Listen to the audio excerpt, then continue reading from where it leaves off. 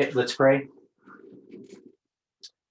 Dear Father in heaven, we are thankful for this morning or afternoon, wherever we may be. We ask, Lord, that as we study together, that your Holy Spirit can teach us. We know, Lord, there are many things in your word that we do not understand, but the time that we're living in, Lord, you are revealing more and more and helping us understand these things. So we just ask that we can walk in the light that you place before us. I pray that you can be with each person. We know Dwight has some struggles that he has to face today, and we ask for your angel's presence and your Holy Spirit to work upon the hearts of mine and minds of those involved. And we know, Lord, that each of us has challenges that Satan has placed in our way, but we know, Lord, that you have placed those, allow those things to be placed there for our good, and that you are with us. Help us to trust in you, to be obedient. And we ask for light upon your word and upon our path. And we pray this in Jesus' name. Amen.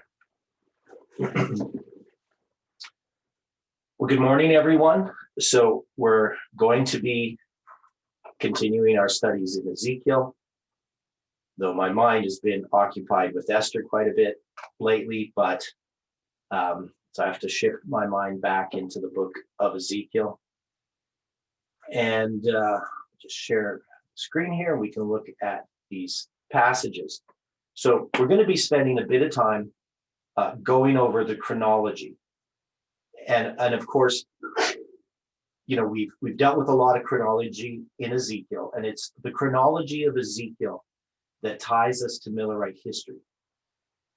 Now, we're going to look at Ezekiel 40 verse 1 today, at least that much. Maybe we might get a chance to move a little bit past that. But it says, in the 25th year of our captivity, in the beginning of the year, in the 10th day of the month, in the 14th year after the city was smitten, in the selfsame day, the hand of the Lord was upon me and brought me thither. So I'm going to try to help you to understand this passage. I actually did write a whole paper on it, addressing this. So this is dealing with the chronology of Ezekiel. So if anybody wants to look at that paper who has not, it's in my papers. It's entitled, here, just hang on. So I wrote it a while ago.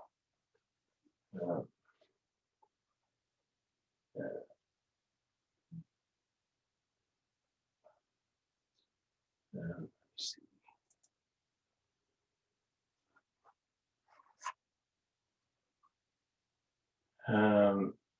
Something to do with Ezekiel's chronology. Well, I guess I can find it somewhere else, but do it this way.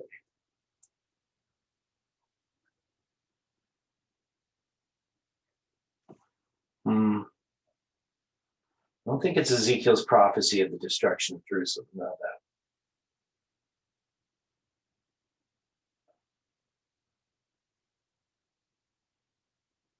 So I'm not sure what I entitled the paper. I know you're looking at here, my menu, scrolling up and down. I don't know if it's this one.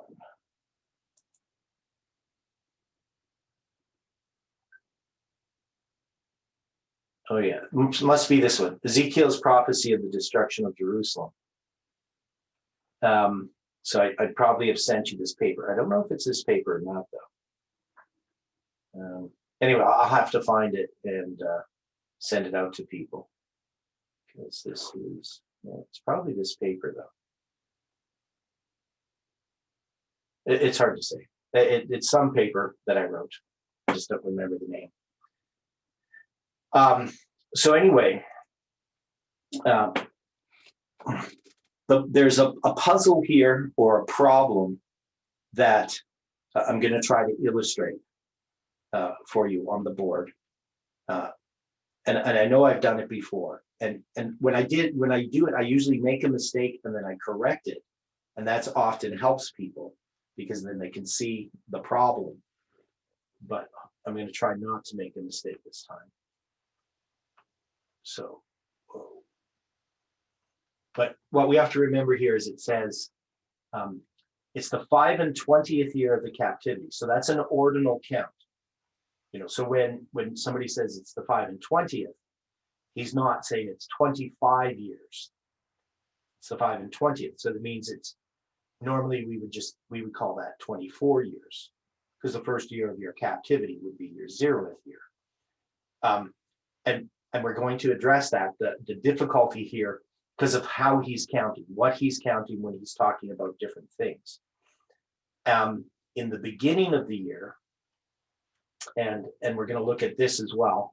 And in the Hebrew, this says Rosh Hashanah, in the 10th day of the month.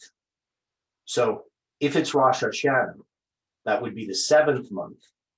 And when the 10th day of the 7th month is Rosh Hashanah, then it's a Jubilee year. So we're going to look at that. And then the issue of it's the 14th year after the city was smitten. So again, that's an ordinal count from the destruction of the city. And then he has this expression, in the self-same day, the hand of the Lord was upon me. And so we've looked at this self-same day in this message as a reference to something. So we will look at that. And so this is the chronology of where he is in Ezekiel chapter 40. Now, before I go to the board, I'm just going to bring this up here. So this is the chronology of Ezekiel. I know it's probably a little bit small for some people, depending on the device that you have. Now, when we look at the end of the siege of Jerusalem in July of 586, so July 18th, 586, is the destruction of Jerusalem on the 9th day of the 4th month in the 11th year of Zedekiah. And then you're going to get to this date here, this one that's highlighted, October 22nd, 573 BC. Now that would be about 13 years and 3 months. So when he says it's in the 14th year, we can see that would be in the 14th year. But also we know that when we're counting years, as we'll see when I illustrate this, that it's tricky, even for us, when we count, how many years some event is, unless it's to the day, we have to decide how we're going to describe that. So we might say an event happened, 5 years ago, but it could be 5 years and 4 or 5 months, 5.5 years, or we might even say 5 years because we'll think, well, that happened in 2015. Now, of course, now we're at the end of 2020, but let's say in the beginning of 2021, and it happened in 2016, we might just think 2016, 2021, that's 5 years ago, when it might have been near the end of 2016 and we're in the beginning of 2020. And, really it's 4 years and a number of months. So we have this impreciseness when it comes to how we describe time. Now we see this, of course, in our time, and we see this in things, in dates and times in the Bible. For instance, the big issue is when Jesus talks about the Son of Man being 3 days and 3 months in the heart of the earth, and or 3 days. What did I say? 3 days and 3 months. 3 days and 3 nights in the heart of the earth. And some people will say, well, that means that Jesus spent 72 hours in the grave. And so they have to create a type of chronology of the crucifixion and the resurrection that's going to give this period as 72 hours. And of course, we know that he also says he shall be raised the 3rd day. And also he says he shall be raised after 3 days. So he has 3 different expressions or terms that to us would mean quite different things. The third day would often be what we would call 2 days if we were going to think of it as an ordinal count. And when you use an ordinal count, but you're referring to a cardinal count, that's called inclusive reckoning. And sometimes we throw this term around and don't realize what we're talking about. So if you're talking about, you just say like 3 days, but you mean, or like even after 3 days, or these different terms, sometimes we'll think that it's inclusive reckoning. We'll use that term inclusive reckoning when actually it's not, because you have to be using an ordinal count when you're referring to something. So ordinal expression to referring to something that's cardinal. So there are these problems, in trying to understand all of these expressions of time. So different people have come up to different solutions in trying to determine what Ezekiel is saying in chapter 40, verse 1. Now, one of the sources that agrees with my chronology of Ezekiel as far as the first vision and this vision in Ezekiel 40 is an Adventist scholar, and I can't think of his name offhand. But, he has actually the same dates. He has July 21st, 592 BC for Ezekiel's first vision, and October 22nd, 573 for Ezekiel's vision of chapter 40, verse 1. So he recognizes that it starts with that date of July 21st and ends with the date of October 22nd.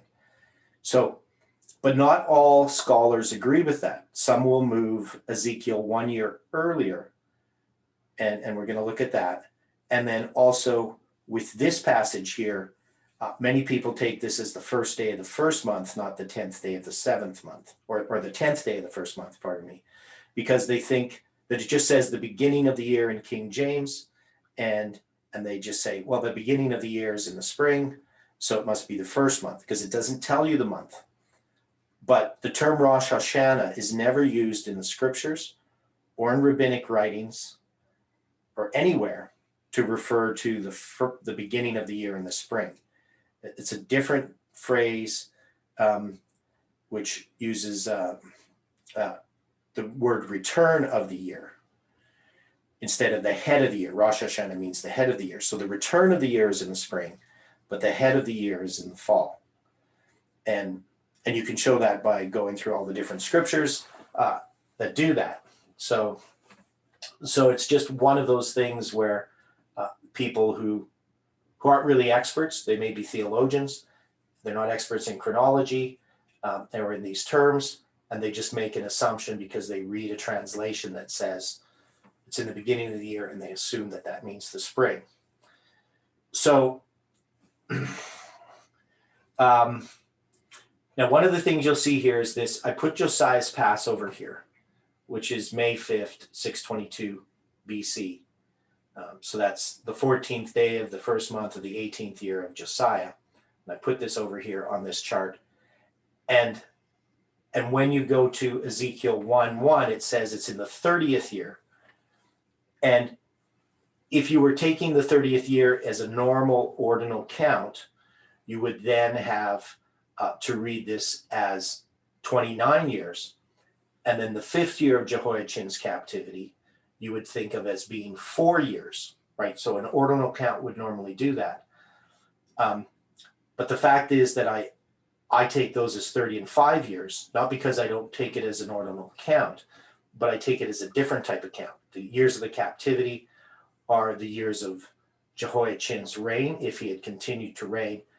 And then when you're dealing with the 30th year, it's the year of the Jubilee cycle. So again, in both of those instances, you're going to have a 0th year, even though you're using an ordinal count. So it's not that he's taking, applying some kind of inclusive reckoning or something like that, which would be an exclusive reckoning, I guess, if you wanted to argue it that way. But anyway, we'll draw this on the board, and hopefully that becomes a little clearer. So I'll just switch the cameras.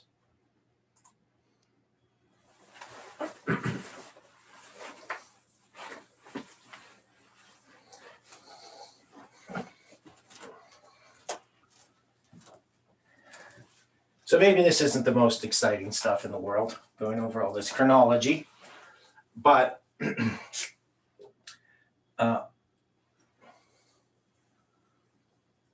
so we're going to be over here and we're going to have the 10th day of the 7th month in the 25th year of the captivity.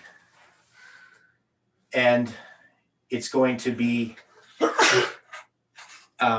in the 14th year of from the destruction. So this is the captivity, and this is from the destruction of Jerusalem. Yeah, you can see that there, hopefully. And we know that we have back here, we're going to have Josiah's Passover.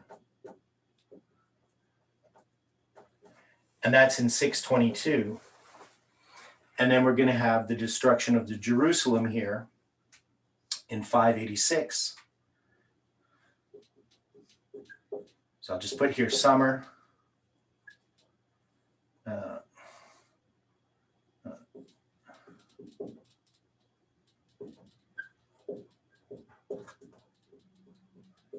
And then over here, we're going to have to also place 597. So this is our captivity.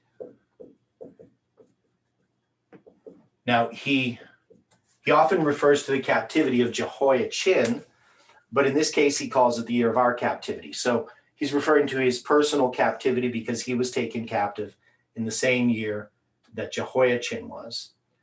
And we also have Ezekiel 1:1. So we're going to have 5 years here, and that's going to be 592 BC, and that's Ezekiel 1:1.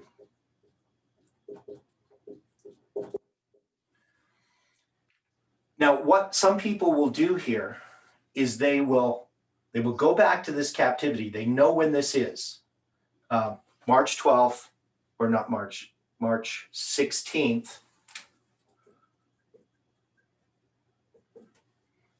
597, and it's going to be the second day. I'll do it this way. The second day of the 12th month.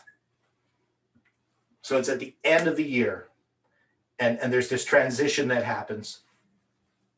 And Jehoiachin had just become king 3 months earlier, but he hadn't experienced his accession year, and his accession year would be in the fall. So he becomes king in December when Jehoiakim dies. And so the first year of his reign would actually begin in the fall of 597. And so when it talks about the 5th year of Jehoiachin's captivity here, that's going to be referencing the fact that he's counting Jehoiachin's captivity as if Jehoiachin was reigning. Because from 597, if you counted this as the first year, this would then be the 6th year. And so there are a lot of people who put 593 BC as the date of Ezekiel 1:1. And then what they're going to do is they're going to create some other problems. So they create contradictions when they start to do this. Some people then will put 587 as also the destruction of Jerusalem. So if you're putting 593 here, you're going to have Jerusalem destroyed in 587. And this was a puzzle, which I can't explain all the pieces because there's so many pieces to this puzzle. They go back through the whole chronology of the kings of Judah and relate to Jeremiah and Ezekiel's chronology and Daniel's chronology. And people create all kinds of solutions. I put those in quotation marks, solutions. But every solution creates all kinds of contradictions because people are often only looking at a few of the pieces of the puzzle and ignoring the other ones that don't fit.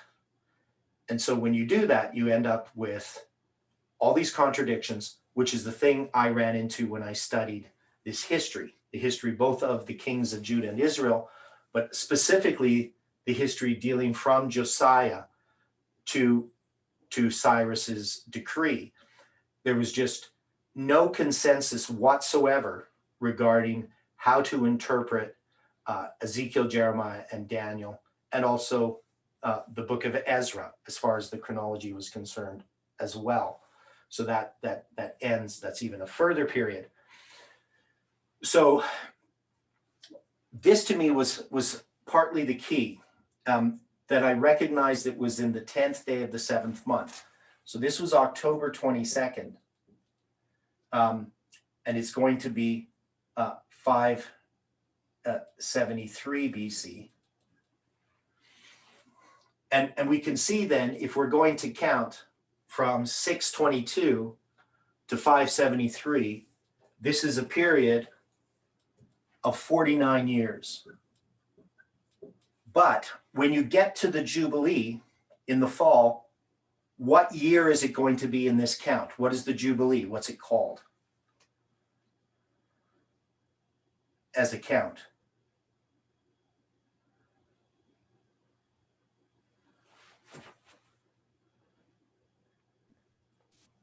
How many years is a Jubilee? Is it 50? 50, right?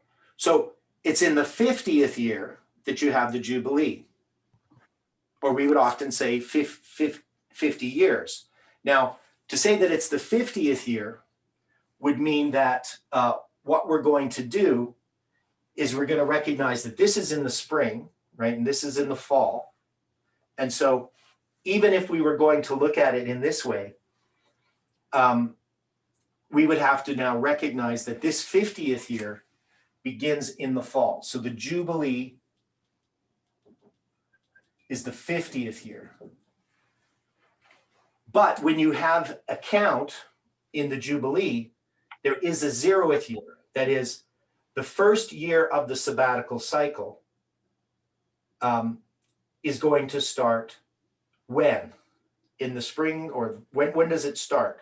So if this is a Jubilee year, when is the first year beginning? Because this is the 49th year. And the Jubilee here is going to begin again in the fall, right? Right. And this would start the count of the first year. So the first year is going to begin in the fall. But of course, and this is where it gets confusing, because the 0th year is this 49th year. And then the first year begins in the fall. So that means the 50th year begins in the fall. I think I'm doing that right. You are. Okay. Because I always do this wrong. So if you go into the summer of this year, if you were in the spring of 573, you're still in the 49th year. It's not till you get to the fall that you're in the 50th year. But it's still 49 years from the first to the 50th, because this first year begins in the fall. But if we're going to count in years, we would count this as 0. So this would be 49 years. Does that make sense to people? I know people get confused about this all the time, even biblical scholars, even the Millerites, even me. We get confused when we count this way. So the best way that I did is I actually counted out each year, and then I could see clearly that once I got to the fall, I was now in the 50th year, even though it was only 49 years. So this also then answered to the captivity, because the captivity is being counted fall to fall. And this was the key to me, because I was struggling over this. I went to sleep, and when I was sleeping, I dreamed, this is back in 2016, that there was 2 different counts in the book of Ezekiel. One was a fall to fall count in reference to the captivity. And the captivity is only mentioned 3 times. That's in Ezekiel 1:1, that the year of the captivity, Ezekiel 33:21, and that's when the escapee arrives. And then also this one here in Ezekiel 40. And then when I realized that those were all fall to fall counts because of this Jubilee. So, so maybe it was just that my mind sorted it out when I was asleep, but it was a solution that I never came to when I was awake. I never imagined there was two different counts. It was an either or, a false dichotomy. Either Ezekiel is counting spring to spring or he's counting fall to fall. Now, the problem came when I looked at the 14th year, because if this is a spring to spring count, and I'm looking at the summer, and this is the first year, that wouldn't be a problem, right? But if it's, right, so if I counted here, I'd have 586 would be the first year, and then I count 13 years to get a 14th year, and that would work out perfectly in a spring to spring count. But if I go to a fall to fall count, I end up with a problem. This being the 14th year creates a problem. But also, one of the keys was understanding that this was a Jubilee year, because this allowed me then to recognize that this was a 13th, this was just counting a normal 13th year, but this was counting a Jubilee cycle. So these are actually two different counts. This is a spring to spring, so that's no problem. But if I make it a fall to fall, it creates a problem, right? So that was part of the thing, is that I could recognize that these were two different counts. Now, some people, to get this to be 586, they have to make this 573 BC, or they make this the spring, and so they create all kinds of different contradictions. So this was part of what ended up happening, is understanding this. Now, as far as interpreting this passage in Ezekiel and these final chapters, what would be the importance of understanding that this is October 22nd, 573 BC? Why would this be important in interpreting Ezekiel when we deal with these final passages? What are some things that you think could come to mind? Well, this would be more showing the Jews that this was a closed door or a Day of Atonement based upon their understanding of the 10th day of the 7th month. Right. So he's saying something to the Jews in their time, having this vision on the Day of Atonement. And they would have recognized that. They wouldn't have thought it was in the spring. And now they may not fully have understood all of the implications, but at least the implication for them would be that what Ezekiel is addressing is he's addressing the temple, as we're going to see, but he's also addressing this Day of Atonement, that he's connecting it to the destruction of Jerusalem. Jerusalem was destroyed, but now in this vision, even though this is about this restoration, he's connecting, he's telling them something about the destruction of Jerusalem, that there is a close of probation that's connected with it. But there's also, he's pointing forward to a close of probation, which they wouldn't fully have understood. Now, one of the things we know is that, do we have a 10th day of the 7th month in connection with the close of Jewish probation after the time of Ezekiel?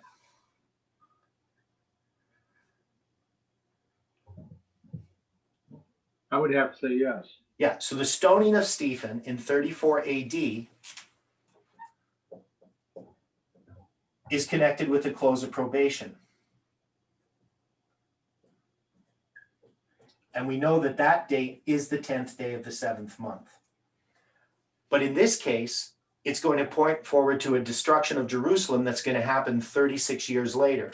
So if you remember, one of the keys that I came to understand that comes from Ezekiel is that when you have the captivity of Jehoiachin in 597, He's released from prison in 561, 36 years later. And this 36 years here is marked by this 36 years here, because this is a period of 666 years of Jehoiachin's captivity. So if you take Ezekiel's count and you say that, and you're going to take his count, this is the 5th year of Jehoiachin's captivity in 592. If I kept counting, all the way up to the 666th year of Jehoiachin's captivity, I would come to 70 AD. And I would have had this 36 years that Jehoiachin was in prison, paralleling this 36 years from the close of probation of the Jewish nation to the destruction of Jerusalem. So this becomes very profound, because one of the things that we saw is that Ezekiel then, even though he's dealing with this local history, and he's going to be dealing with the destruction of Jerusalem in 586, especially the temple on the 10th day of the 5th month, right? The walls are broken down on the 9th day of the 4th month, which is July 18th. So he's pointing to events here in this history, but he's also pointing forward to events in this history, though maybe unwittingly. That is, he doesn't fully understand what God's going to do with Jehoiachin. He's not going to know that Jehoiachin's going to be released 36 years after he's taken captive. And he also wouldn't know about this event in the future. He's not saying it's going to be 666 years. He doesn't make any kind of prediction like that. But the book of Daniel then, and other books of the Bible, give us a chronology that gives us this.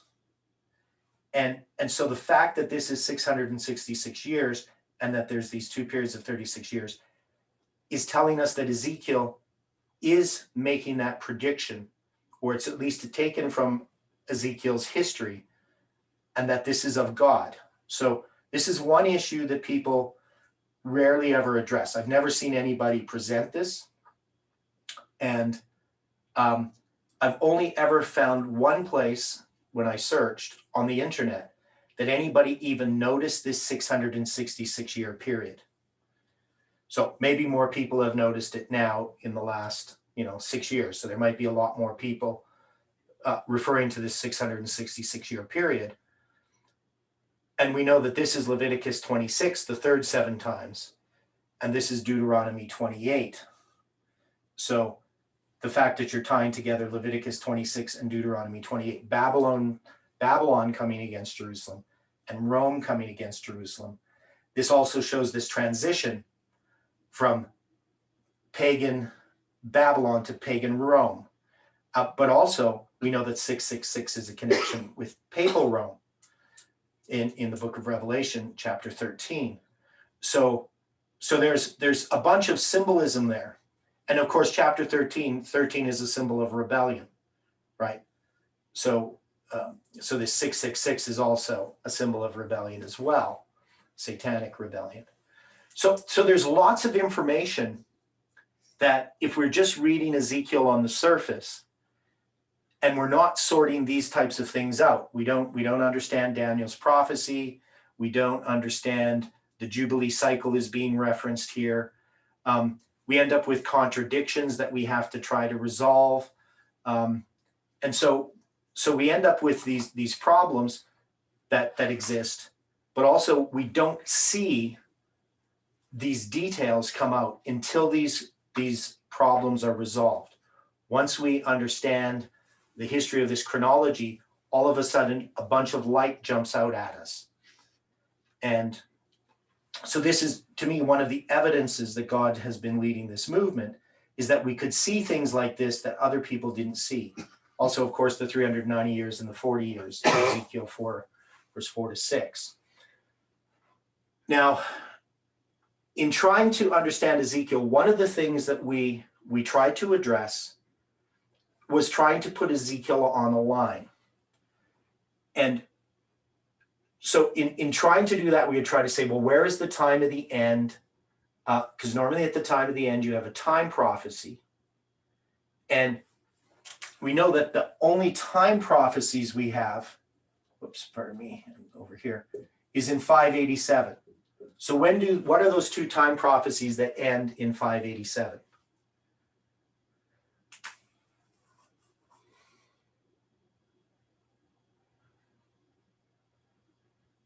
They begin with the siege of Jerusalem on the 10th day of the 10th month. Okay. So there's two time prophecies. They're from Ezekiel chapter 4. There's the 390 years and the 40 years. And the 40 years is going to go back here from 627 in the 13th year of Josiah. You're going to have these 40 years that are going to end here in 587. And then you're going to have from 977,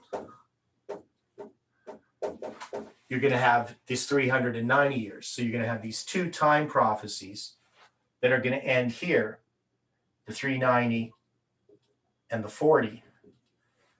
But so normally we have two time prophecies that bring us to the time of the end. So one of the things that I tried to do earlier is I didn't make this the time of the end. And that to me is sort of a little bit of a problem. Now, if we make this the time of the end and you have the destruction of Jerusalem over here, how do we understand Ezekiel then being here on the first day of the first month? So one of the problems that we had in trying to figure out where the time of the end was. So I originally had placed it here in 627. And why would I use 627 as the time of the end?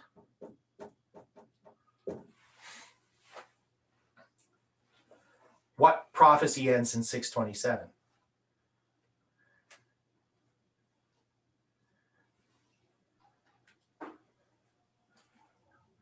I'm just looking at the 350 years between the 977 and the 627. So. Right. So this is the prophecy of Josiah. Here it's given, right, in connection with the 15th day of the 8th month, the midnight cry symbol.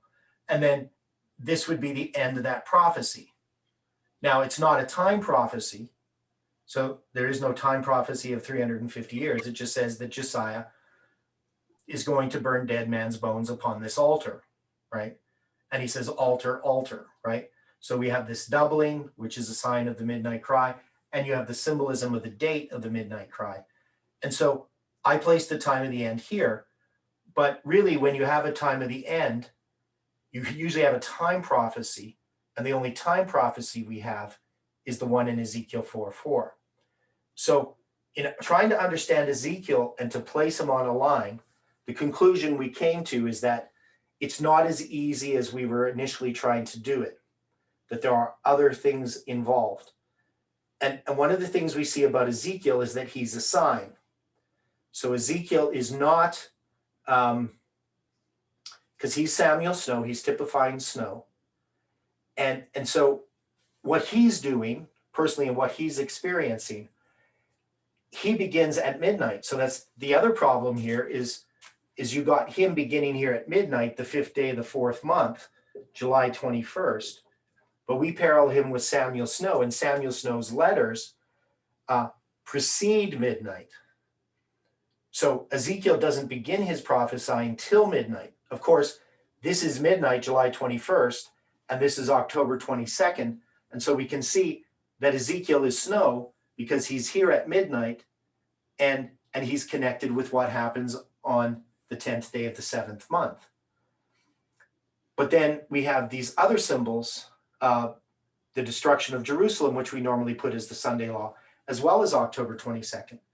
So what I see in Ezekiel is we have all of the symbols that we would have in a reform line, but they're just not structured in order. That is, it's not a straightforward order. He's typical of things, but and mostly he's referencing the second angel's message. So we can see that that's about midnight in the midnight cry. Because remember also, he begins at midnight to lie on his left side and for 390 days, and then he begins to lie on his right side on August 15th. 591 BC. So we again have the symbol for the midnight cry here, as well as back here. And we also have the symbol for midnight. And yet you couldn't just take this and say, well, that's the midnight cry when he begins lying on his right side. So we have all these symbols. We have symbols like July 18th, July 21st, which is midnight, the 5th day of the 4th month, which is midnight, the midnight cry symbolism. So October 22nd, all these different symbols from Millerite history, but they're not written in a direct reform line. But Ezekiel is typifying this reform line that he's pointing forward to. So, we could obviously say that we could create a reform line here in some way. We could use Josiah, because Josiah is involved in a reform line. But also, this is under the progressive destruction of 4. When the temple is destroyed in 586, that's fulfillment of the 4th 7 times, right? So the 4th 7 times is not really about a reform line, it's about a destruction. But yet, this destruction of Jerusalem, and especially of the temple, is going to typify the Sunday law that's connected to October 22nd. So, again, that's a lot of information, but we have gone over this before. Is there any observations or questions about this? Or is it too much information? No, it's detail information, but it's something that we're all going to have to wrap our heads around. Mm-hmm. Yeah, and you can see that there are some things that we maybe haven't considered, right? So, for instance, this Jubilee cycle, which we're gonna look at as we start to look at Ezekiel chapter 40, is tied to time prophecies. And one of the things in my experience of studying prophecy, that is both Adventist prophecy and how dispensationalists and messianic people and so forth look at prophecy. One of the things you'll run into is people making a big deal about the Jubilee. Which year is the year of the Jubilee? People will always want to know that. Which year is a sabbatical year? And people will ask me these questions all the time. And basically, if you look at the evidences or the arguments that people use, almost every year is a sabbatical year, according to people. Somebody's going to label 2021 as a sabbatical year, just as people label 2020 as a sabbatical year, right? And then there will be, of course, less, but lots of people will be looking at different years as a Jubilee year. And I've seen lots of different years that are labeled as Jubilees, in successive years. Different people are labeling years as Jubilee years. And that's because the Jubilee and sabbatical cycle is not a fixed cycle. That is, God had a sabbatical cycle that was given them, but the Jews rejected that cycle. Now, in trying to restructure that cycle, decide when that cycle began, I have my own understanding of it, but Ezekiel is actually, with this cycle here, is actually instituting a new Jubilee cycle. That is, he's not referencing a Jubilee cycle that already existed. He's actually creating a Jubilee cycle by using Josiah's Passover as a starting point. And so people have tried to reconcile the Jubilee cycle in Ezekiel 40 with other Jubilee cycles, and have come to different conclusions. And then we also have the 70 weeks, which is 490 years. So that's a Jubilee, 10 Jubilees. And so people have tried to use that as a Jubilee cycle. And then you can look at the Jubilees that the Jews were keeping in the time of the Romans. And so some people try to reference that. Well, the Jews, in creating that Jubilee cycle, their chronology was all off. And it doesn't appear that their Jubilee cycle is fixed to anything. It's just they started keeping the Jubilee based upon a false chronology. So like the Jewish calendar is way off from the biblical years. So you have all these people wanting to understand what the Jubilee is and what the sabbatical years are. I mean, Ellen White, if you really look at it, 1798 was a Jubilee year, as both was 1844, but they're 46 years apart. And why would 1798 be a Jubilee year in a symbolic sense? Freedom from the oppression of the papists. Right. And it's also the end of a 2520. And the 2520 is based upon a sabbatical cycle, which is connected to the Jubilee cycle, right? So we also recognize that the Millerites, with their 2520 for Judah, that ended in the 10th day of the 7th month in 1844, the first argument they use for the 10th day of the 7th month being the end, that being that when Christ would return, was based upon the idea that this was the Jubilee, right? So they were actually using the 2520 first before they used the 2300 days to count the 10th day of the 7th month, which most Adventists just think it's the 10th day of the 7th month, that's the Day of Atonement, and that's why they choose it. But it's also has to do with the Jubilee. So the Jubilee begins on the 10th day of the 7th month as well. So now Ellen White does say that there's a Jubilee in heaven in 31 AD. And what would that Jubilee in heaven be in 31 AD?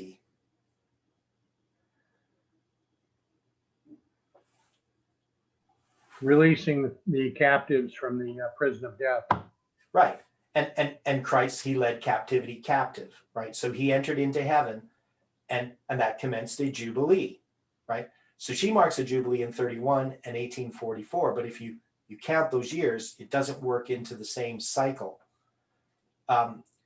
So we can see that in Spirit of Prophecy, she uses this term Jubilee to refer to events that don't work into a chronology of a Jubilee or any sabbatical cycle chronology.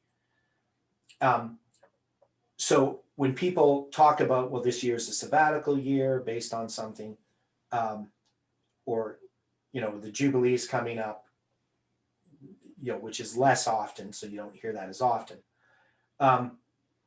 You have to sort of take it with a grain of salt, because based on what cycle? So how are you determining that?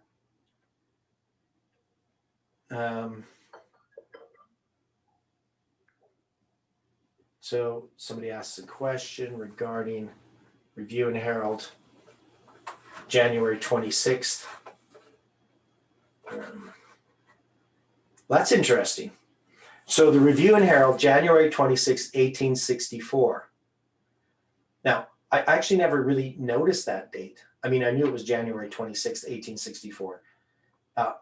Does anybody know what this article is? Well, I just found it when I was going through the charts book a couple of days ago, and I thought, well, yeah, that is interesting. Let's ask Theodore.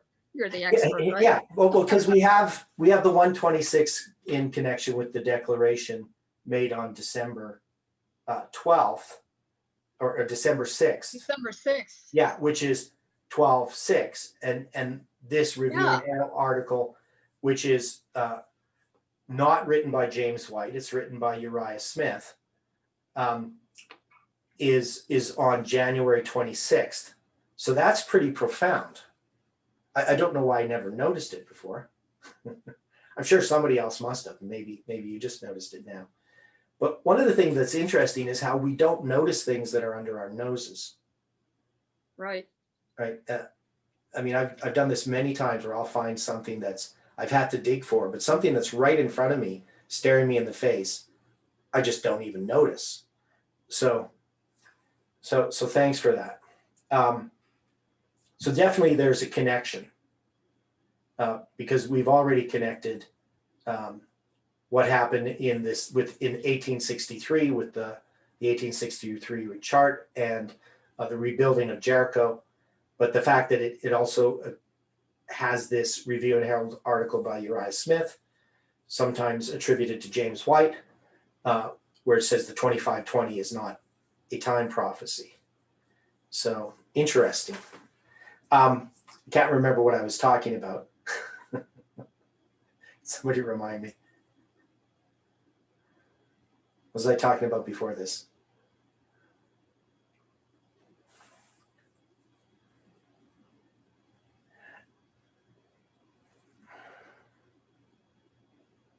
Oh, I was talking about the Jubilee and sabbatical cycles, right? So now let's look at Ezekiel chapter 40 and just read this first part of this. I mean, maybe we can even get a bit farther. So hopefully this chronology is making sense. That you can see that it's in the 5 and 20th year of our captivity. So he's referring again to that same cycle that he used in chapter 1 and in chapter 33.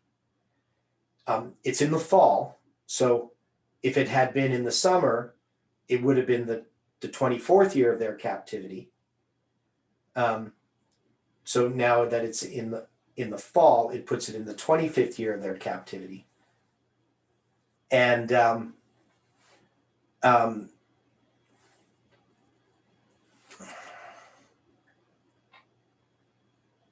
in the 10th day of the month, in the 14th year after the city was smitten. So when you're dealing with the years of the captivity, that's a fall to fall calendar. But this 14th year is a spring to spring calendar. And so that was sort of the key to understand that. Now, he says in the self same day. So what does this self same day refer to? Does anybody know?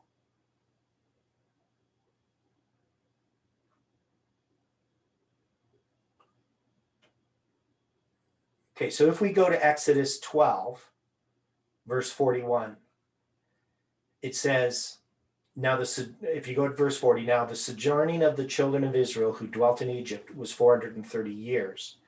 And it came to pass at the end of the 430 years, even the self same day it came to pass, that all of the hosts of the Lord went out from the land of Egypt. So how have we interpreted this phrase, self same day?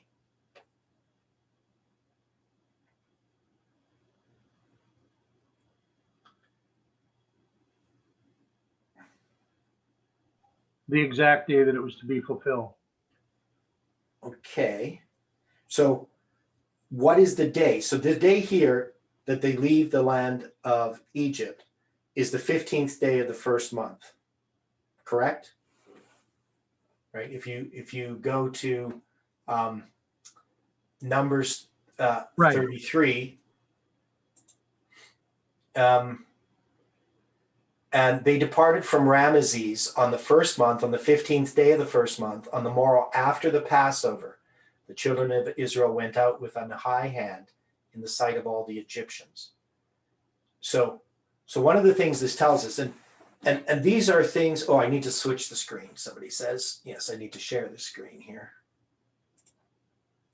That's what I need to do. So here in Numbers 33, we have this 15th day of the first month.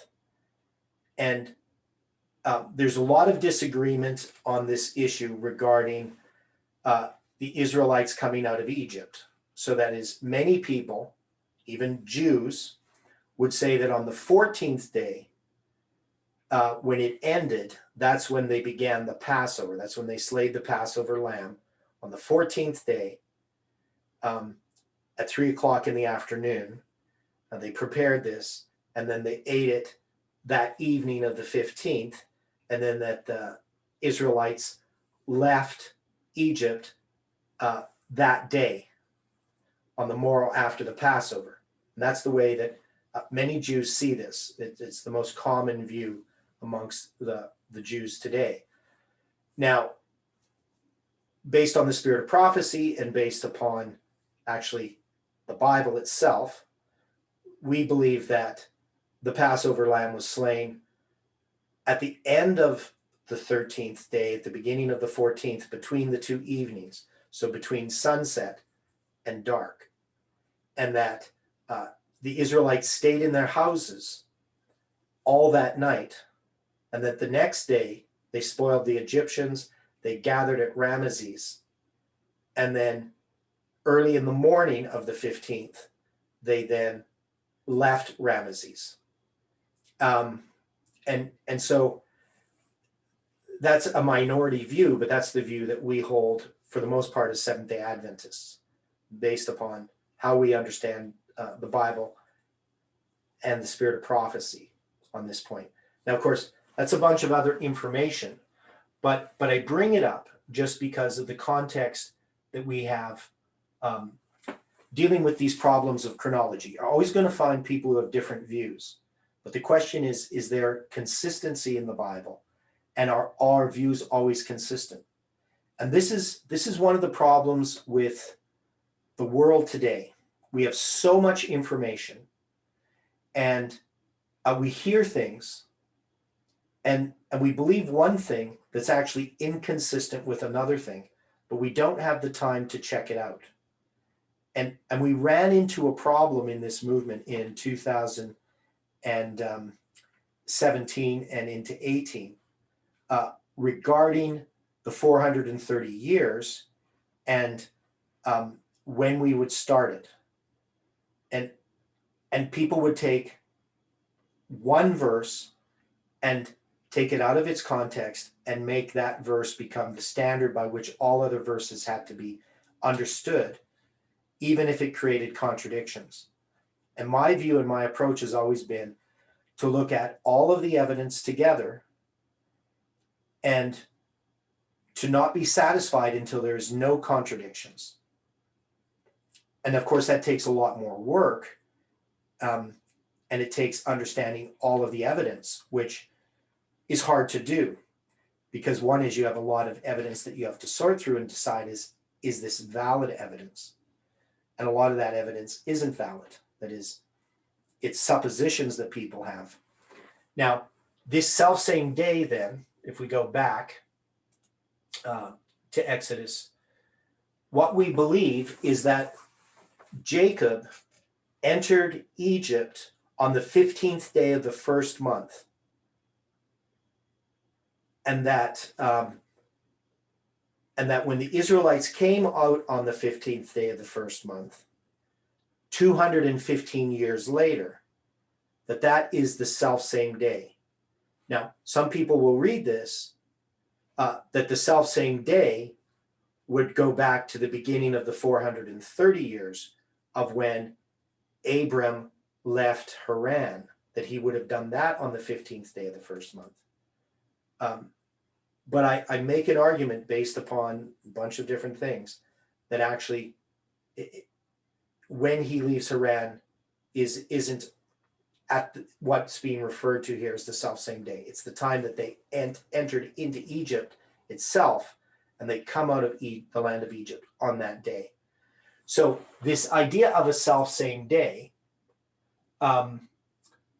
is something that we have, as far as what Dwight said. It has to do with the fulfillment of a prophecy, that there's a specific time that is being mentioned. So whether we understand it as it has to be the same day that something started, or it's just a reference to this, because if you're saying it's the self-same day, this is the 10th day of the 7th month, right, that he's talking about. So it's in the 5 and 20th year of the captivity in Rosh Hashanah, in the 10th day of the month, in the 4th year that the city was smitten, in the self-same day, the hand of the Lord was upon me. And we would sometimes just read that, well, on this day, the hand of the Lord was upon me. But he uses this term in the self-same day. So how would we then take this self-same day in reference to the 10th day of the 7th month? Why is he using this phrase? If we go back and understand Exodus 12:41 as referring to a specific day, why is there in the self-same day being given here? What is he implying about this 10th day of the 7th month?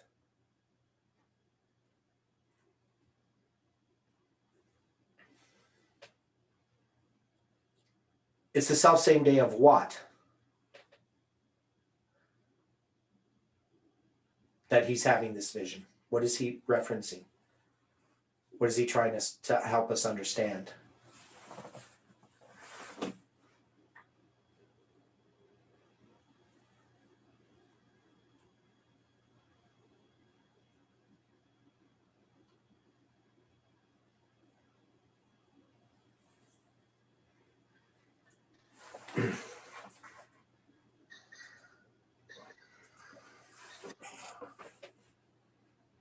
The day that the prophecy was given.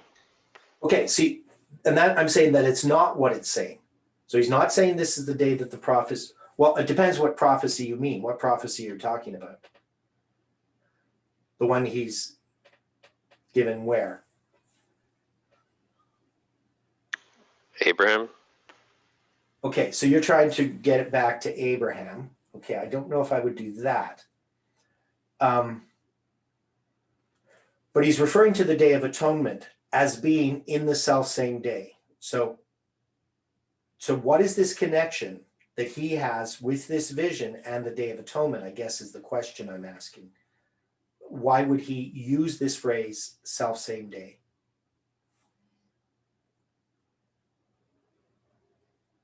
You know, he doesn't just say, on that day, the hand of the Lord was upon me.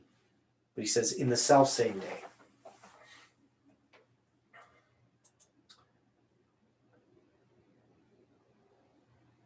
Is there something about the Day of Atonement that Ezekiel is trying to get us to understand?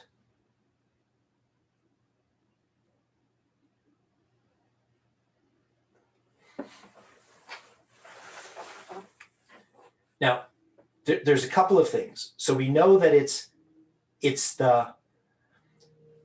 so here he's not telling us it's the 50th year of the Jubilee cycle, is he? He's just saying that it's the Jubilee, right? But he's not telling us what he's referencing. So he says in the beginning of the year, in the 10th day of the 10th month. So he is telling us it's the 50th year. But he's not telling us what he's connecting it to. Right? He's not saying, I'm connecting this to the Passover year, or the year that Josiah had the Passover. So in the time that Josiah had the Passover, would there have been a 10th day of the 7th month? He had the Passover in the spring. Would there have been a Day of Atonement that year? Yes, I think so. Yeah, so there would have been. So it doesn't mention it, but he celebrated the Passover, which begins the Jewish calendar of feasts, right? So it's beginning the feasts. And we would have to assume that Josiah just didn't stop there. He didn't just have a Passover. He actually followed through. He had, the Feast of Unleavened Bread. He would have had the Feast of Pentecost. And then he would have had, celebrated the 10th day of the 7th month and the Feast of Tabernacles. All these things would have been observed. Now, did Josiah, though, observe the Jubilee in 622 in the fall?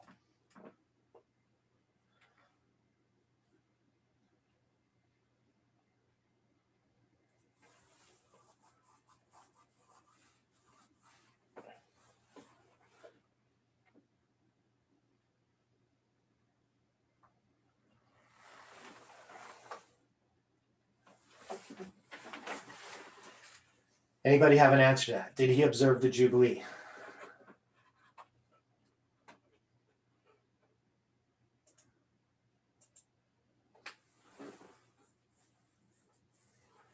Okay, I'm going to say that he didn't. And how would we know that he didn't observe the Jubilee?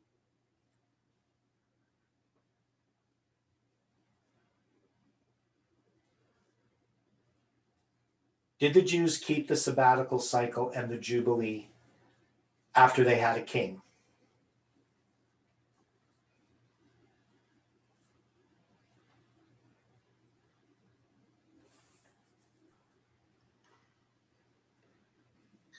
You mean from the time of Saul? Yeah. No, I don't think No. so.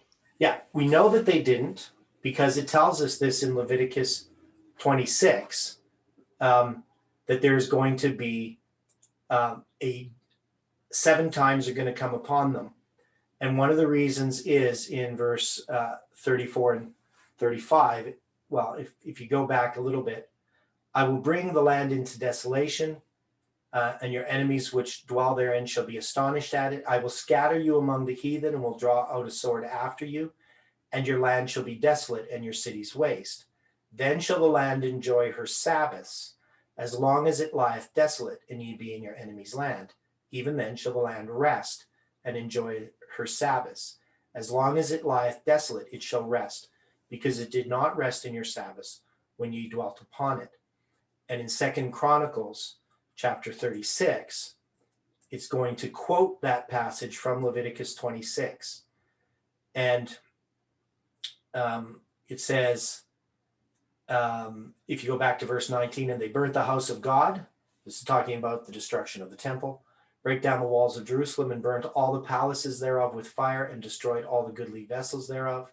And them that had escaped from the sword carried he away to Babylon, where they were servants to him and his sons until the reign of the kingdom of Persia, to fulfill the word of the Lord by the mouth of Jeremiah, which is referring to the 70 years, until the land had enjoyed her Sabbaths. For as long as she lay desolate, she kept Sabbath to fulfill 70 years. So the land had to rest for 70 years. And that's because there's 490 years of transgression of the sabbatical cycle. And if you start this 70 years with the captivity of Daniel, now it's progressive in how it happens because Daniel's is the second 7 times, and then the third 7 times is Jehoiachin's captivity, and then the fourth is finally Zedekiah's captivity connected with the destruction of the temple that's referenced here. But the land has to rest for 70 years. And so if you go from 607, when Daniel's taken captive in the fall, it brings you all the way back to 977. And 977 is, or not 977, it brings you all the way back to 1097, so 490 years from the anointing of Saul until the captivity of Daniel. And then the land has to rest 70 years, because in 490 years, there's 70 Sabbaths that the land didn't rest. And so that's one of the ways that I actually started with that assumption to work out my chronology, and found that it worked out with no contradictions. So when we go back to Ezekiel chapter 40, and we're trying, because there's so much information in this first verse, it's dealing with this captivity, it's giving us this chronological information, it's giving us this 10th day of the 7th month, and telling us that this is a Jubilee, at least symbolically. And it gives us some information about when the city was smitten, which actually helps us understand this chronology. And then it says, in the selfsame day, the hand of the Lord was upon me. And so he's referencing us not just to the fact that it's on this day that I'm having this vision, but on this significant date I'm having this vision, and that this date is connected with prophecy. And we know that the 10th day of the 7th month, this is October 22nd on the Julian calendar in 573 BC. And so we know that we can connect this 10th day of the 7th month with October 22nd, 1844.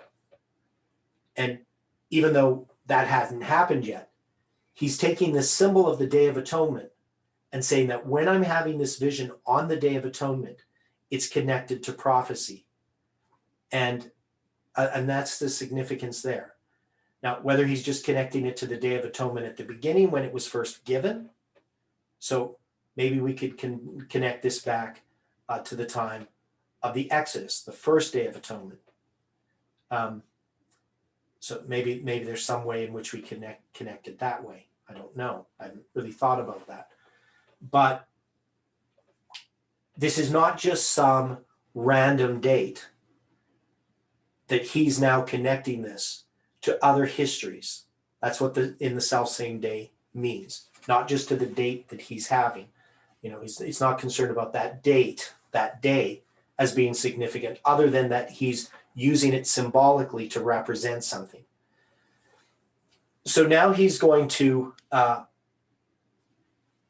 present a scene that we see in the book of Revelation.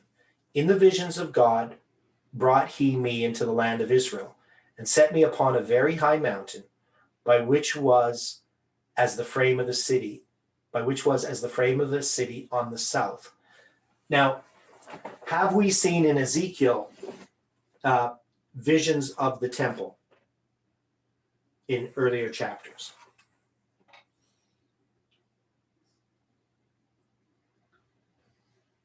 Yep. Okay, so we have. And now Ezekiel is going to see another temple, but this temple is going to be built. And specifically, a city is going to be built as well, but the temple is the main focus of this. So he's brought into the land of Israel, and he's set upon a very high mountain, and there's a frame of the city in the south. So what is the south? What is the understanding of the word south?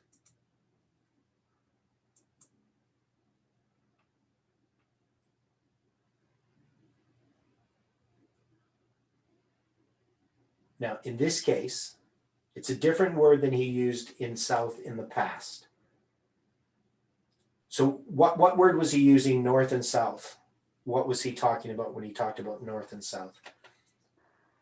Were you talking about heaven and earth? No, he was talking about his left hand and his right hand.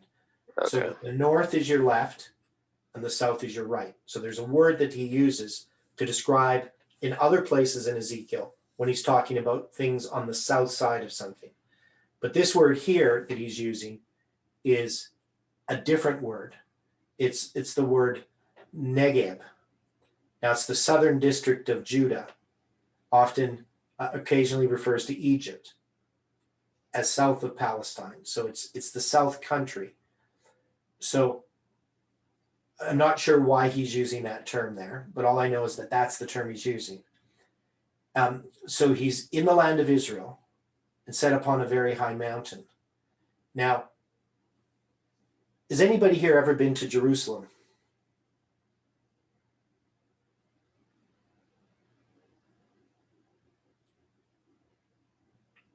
I guess not. But there isn't really very many high mountains. At least I come from Alberta.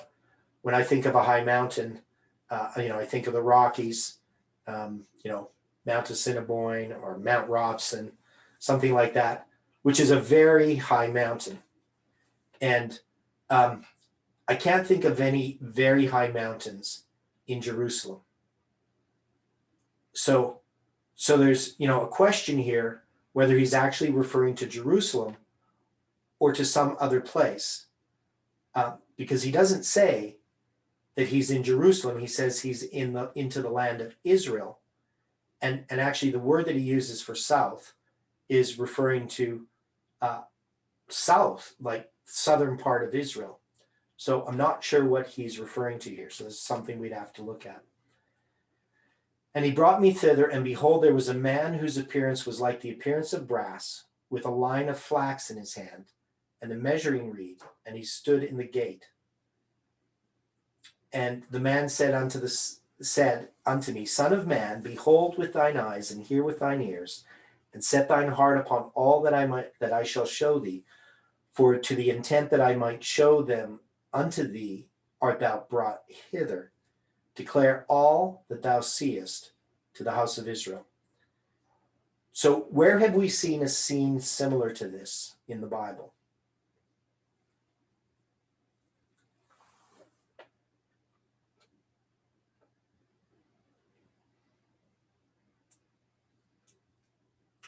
Anybody know? Okay, so if we go to Revelation chapter 11. Sorry, I was going to say Revelation 11. Okay, so Revelation 11, there was given me a reed like unto a rod. And the angel stood saying, Rise and measure the temple of God and the altar and them that worship therein. But the court which is without the temple leave out and measure it not, for it is given unto the Gentiles, and the holy city shall they tread underfoot 42 months. I will give power unto my 2 witnesses, and they shall prophesy 1,260 days, clothed in sackcloth. So one of the things that's interesting here is there's going to be this reference to this 1,260 days, 40 and 2 months, which we understand as being the 1,260 years of papal supremacy. And there's also this reference to this measuring of the temple of God, the altar, and them that worship therein. And this imagery is definitely borrowed from Ezekiel chapter 40, as we will see. So we see this person with a measuring rod.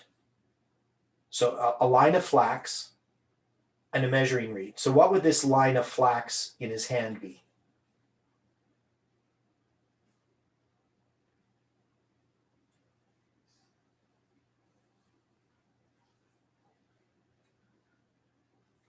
What would he be doing with the line of flax? What's that?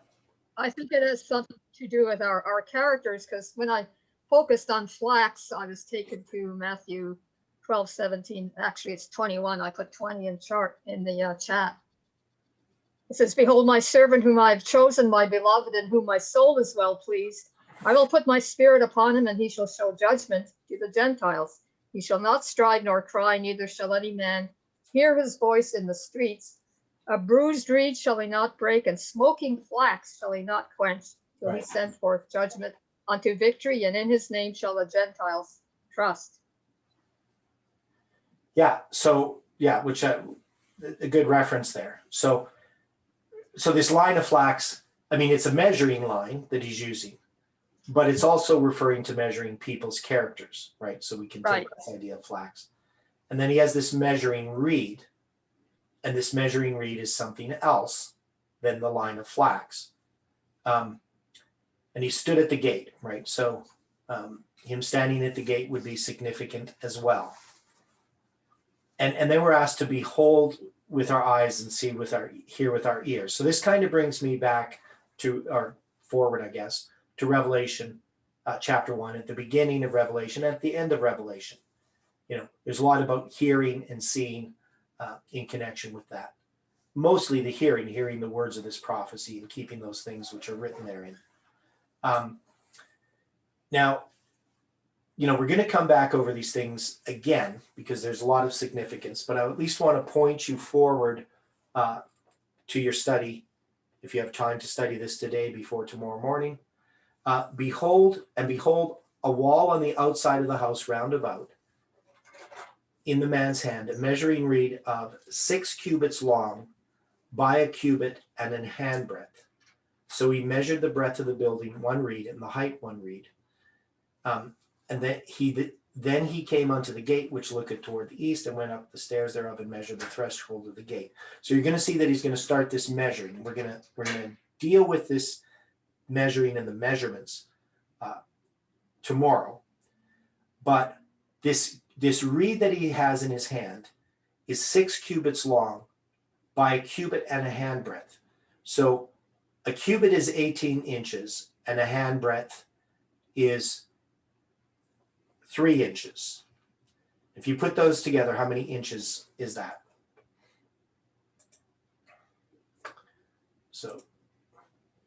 So you have 21 inches and times 6. And that equals 126. So that's the length in inches of this reed. Now, of course, we're using inches, which obviously the Bible doesn't have inches. It has cubits and handbreadths and so forth, all different kinds of measurements. But we can take this measurement and put it into American measurements, and we can come up with the number 126.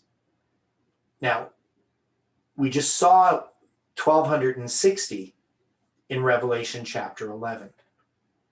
So would we take this as some kind of coincidence?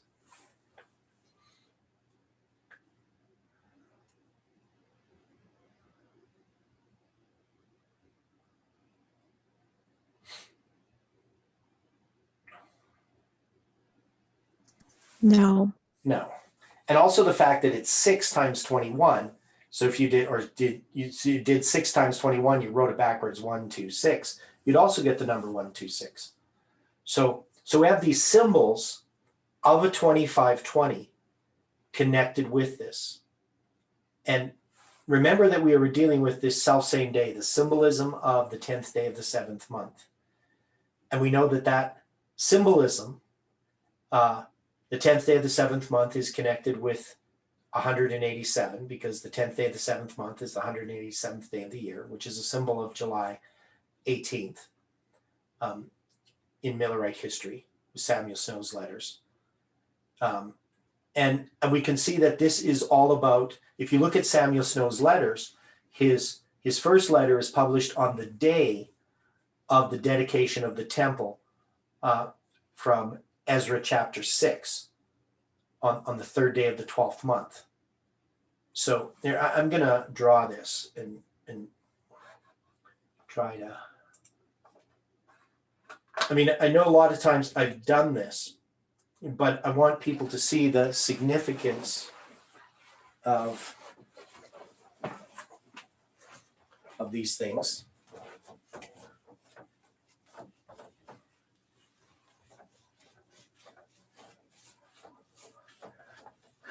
So we have a lot of symbolism here. And, you know, if you take Samuel Snow's letters and you go back, you know that, you know, he's going to write his first letter on February 16th, and it's going to be published on February 22nd. Now that date on the biblical calendar would have been the third day of the 12th month. Now, the 3rd day of the 12th month in Ezra chapter 6, you're going to read about the dedication of the temple on that day. And that's going to be on March 12th in 515 BC. And this here, this I found way back in 2015, I think, or 2014, that I noticed this when I first started to deal with this date of the dedication of the temple. And I saw that it was March 12th, 515 BC, but that this is an inversion of the month and the day, or of the 3rd day of the 12th month, which is the biblical date. And the fact that I could see this type of thing happening, this is very rare. And so to me, it didn't seem like a coincidence. But this is the dedication of the temple. And then in Ezra 6, it's going to mention the Passover that's going to happen. And we know that Samuel Snow's first letter is published here and here, which this is the Passover, right? And then, of course, his second letter is also on the Passover, but this is the correct Passover. This is the Passover as the Jews observed in 1844. This is the correct one, connected with October 22nd. And that his fourth letter is going to be published on July 18th. And this is confirming the covenant.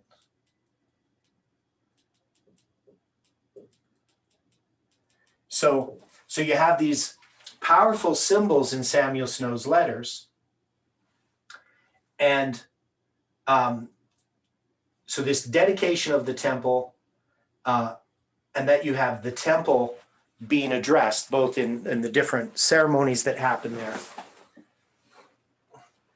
And so when we look at Ezekiel chapter 40, we have to understand that this is pregnant with symbolism. This isn't just, some event that's, some date that he's mentioning sort of offhand, and that these measurements of, the length of this reed, that when we put it into inches, it comes to 126, which is a symbol, which we can't ignore, that's already connected with Revelation chapter 11. And Revelation chapter 11 is dealing with the end of that period from 1798 to 1844, which is going to end with October 22nd, 1844, which is the 10th day of the 7th month. And that period, how have we understood that period of 46 years from 1798 to 1844? What is that? What's happening during that period? What's one of the things that Jeff has always mentioned in connection, why it's 46 years? What's the 46 years? A Building symbol. the temple. Yeah, building the temple, right? So this is an important symbol that we can look at here in Ezekiel chapter 40, because he's going to build a temple, or he's going to at least describe a temple that's going to be built. You've seen this in vision. You've seen a man with a reed and a line of flax, and he's going to be measuring this temple. He's going to, and Ezekiel's going to see this temple represented. And so if we go back to this idea of the self-same day, we can see that God is connecting this to Millerite history, to that 46 years. And then we have to understand what this temple is that Ezekiel is describing. So one thing that we can say quite clearly is that he's not describing a building that's going to be built in any literal sense.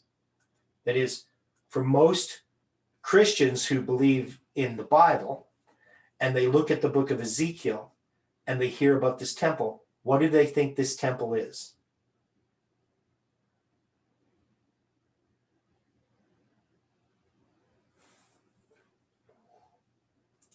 What temple do they think that this is about? I mean, almost any Christian you talk to who believes. A temple in heaven? No, they would think it's a temple that's going to be built in Jerusalem. Okay. Right?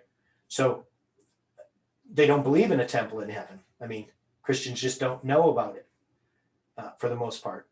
And so people are looking for a temple being built in Jerusalem. And you'll see this if you go on the internet and you start looking up Ezekiel 40, and you'll see all these Protestants and Messianic Jews, and they'll talk about how they're getting ready to build this temple and where they're going to build it and so forth. And that they're, and you know, some people don't even think that the Temple Mount, where the Dome of the Rock is, which is a Muslim mosque, they don't even think that that's where the temple was built. They think it was built somewhere else. So in order to justify that it's good, they're going to build it somewhere else. Now, a lot of this is just misinformation. It's almost like conspiracy theories. You'll hear this information repeated, and I've heard about it for ever since there was the internet, at least, you know, that the Jews are getting ready to build a temple. And so, you know, so, and I'm pretty sure I heard about it in the 80s.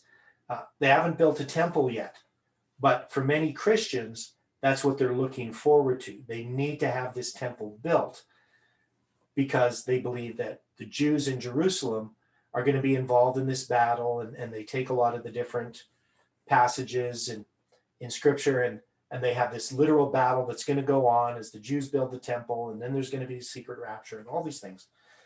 But we can now look at this and see that this temple is not talking about a building. It's talking about God's church, and that everything about this temple is symbolic.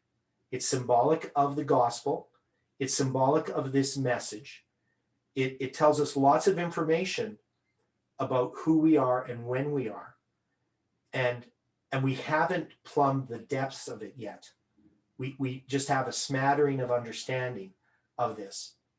So this is something we're going to have to go through slowly. It's not where I don't want to skim over this temple and the measurements and the details and the symbolism that's there. You know, the waters flowing out, you know, from the temple and all these things.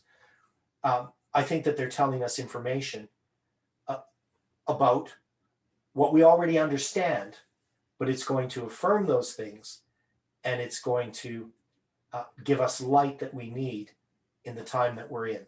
So to me, this is an extremely important study as we've gotten here to Ezekiel chapter 40. So any final comments before we close with prayer? I went a little bit over. Well, 1 minute over.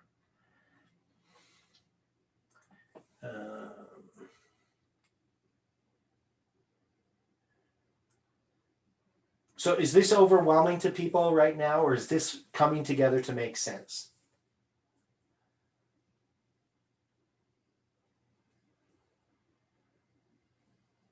Or is anybody there?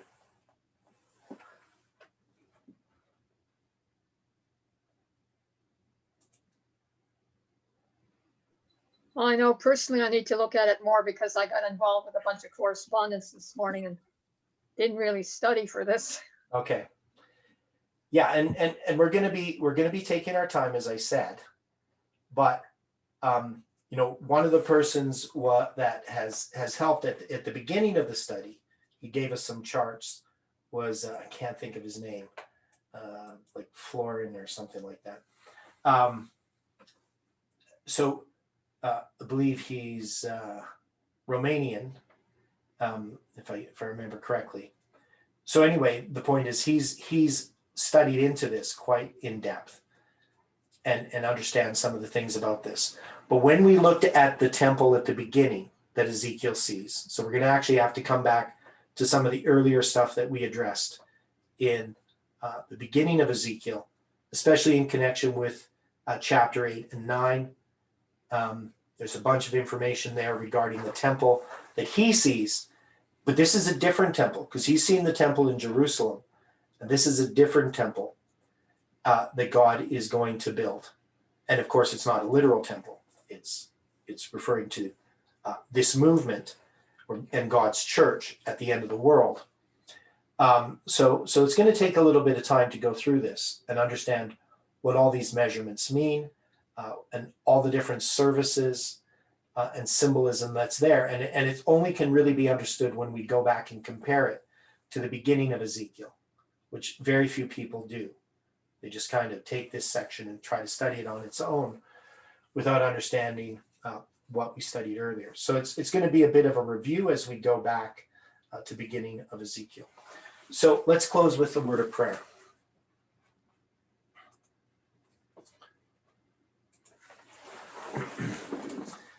Dear Father in heaven, we are thankful for the book of Ezekiel, especially these final chapters that are going to be so challenging to us.